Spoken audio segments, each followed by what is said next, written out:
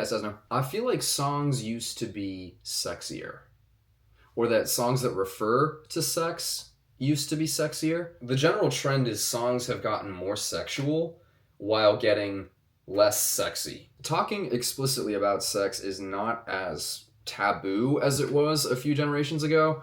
This is a great thing socially and culturally about our time. I don't want to sound anti-sex in this video, but unquestionably, this has changed the way that sex is discussed in art, is expressed in art, and the way that that is consumed. These days, in terms of like what you're allowed to say in a song regarding sex, or like what we're used to hearing, I feel like we can't really go much further than where we're at and where we have been for a little while. Like, is there any threshold left to cross in terms of like how graphic and honest we can get about sex in music and have it still be normal and acceptable? There are so many older songs that are preoccupied with sex. I think that's always really been the same as far as popular music is concerned, but today it feels weird to us young people that parents were actually so disturbed by what to us now feels like very conservative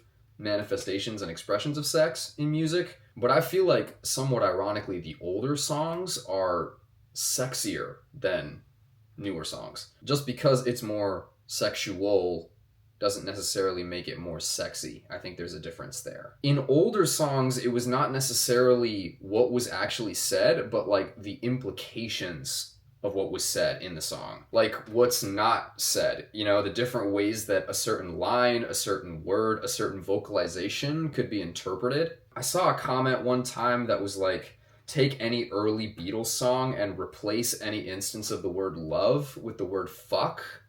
And like that's what the song is actually about. And also with the early Beatles, like, you know, whenever in one of those early songs they go, ow! Like like they heard that in a different way than we do today. I guarantee it. And it was like sexual in nature. And of course, like I don't take any issue with, you know, sexual liberation and free expression. Free sexpression. Ooh. There's nothing inherently wrong about graphic representations of sex. But some of those older songs are way sexier to me because the way in which sex is communicated is like way more veiled. Like that classic thing of like what you don't see is sexier than what you do see. Sometimes I'll hear a newer song and like I'm not gonna give any examples because this is not like a comprehensive study, but I'll hear a new song and something sexual will be described in like considerable detail where it leads me to say like, why are you telling me this? Like why is this a lyric in your song? Like you can say whatever you want, you know, I take no issue with an artist expressing what they want to express, but do I sound like an old man if I say that it's just like not as poetic? Like a certain like mysterious aspect of sexiness is kind of lost when something is described like really graphically and really honestly. Dog, like I don't need to know the exact physical mechanisms of your limbs like like in the bedroom, you know? It kills the illusion. It like makes the sex being discussed like so graphic to the point where I can visualize it too well. Is the song better off because that's in there? In some instances, yes, but I think not always. I think sexiness comes more from leaving room for the imagination. This is how older songs succeed and continue to be sexy even though, ironically, we think of their treatment of sex as more conservative. Easy example is Aretha Franklin's version of Respect. Very sexy song that practices restraint. Give me my propers when you get home. Like that's a very suggestive, sexy line. But it wouldn't necessarily make it more sexy if she went into more detail. Like more graphic detail, like I want you to do this to me and this and I'm gonna do this to you. The song leaves plenty of room for imagination. It's like it's the thought of sex. It's like the likelihood of sex being sexier than the sex itself. I guess at this point culturally, like we're not as shocked by sexual references and descriptions. Like we're desensitized to it. Like it doesn't hit the same.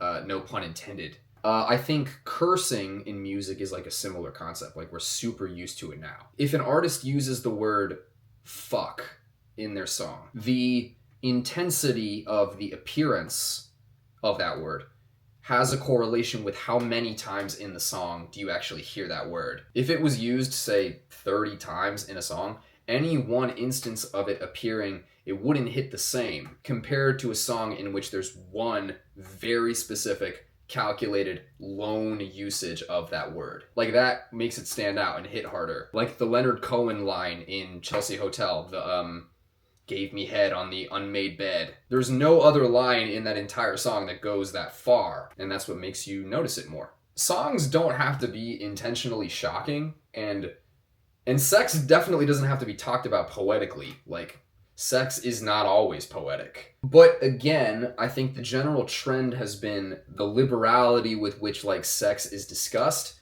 That has gone up, but the resulting sexiness of the songs, that has gone down, generally. Like, I don't want to know too much. You know what I mean? Like, it kind of kills the illusion if I know too much. Just my opinion. Thank you for watching.